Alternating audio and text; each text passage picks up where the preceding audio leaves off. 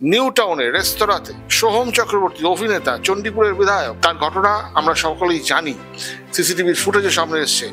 আপনার প্রতি ঠিকই তো, সোহম এত সুন্দর একটা পরিবেশ, আরে অভিষেক বাবু 7,10,000 ভোট পেয়েছে, অভিষেক বাবুকে চোখ তুলে কথা বলবো?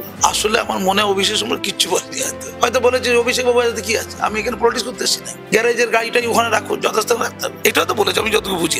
কিন্তু প্রচুর ভোট পেয়েছে, মাথা কেমন টকবক করে ফুটছে আনন্দে।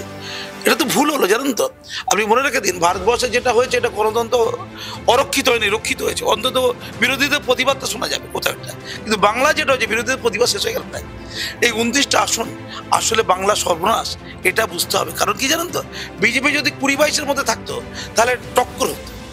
এখানে তৃণমূলের কিছু লোকের ধারণা হয়ে গেল আমরা এবার চাইছি তাই করবো, দুর্নীতিটাও মন্ত্রশিল্প পড়ে গেল। কেউ কেউ ভাবতে পারে এটা বাংলার জন্য ক্ষতি, আর সোহমদের জন্য ক্ষতি হয়েছে।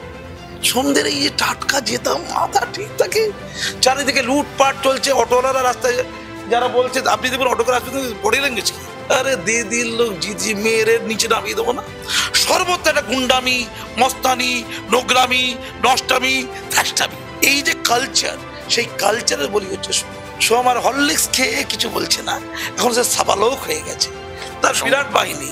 আর সংখ্যালঘু লোক সব পাত্তা দিয়ে না, সংখ্যালঘুদের তো ভোট পেয়ে গেছে, কে আলম ফালম কি এসে যায়, ওসব আলম ফালম চলবে না, এখন আমাদের রাজ চলবে।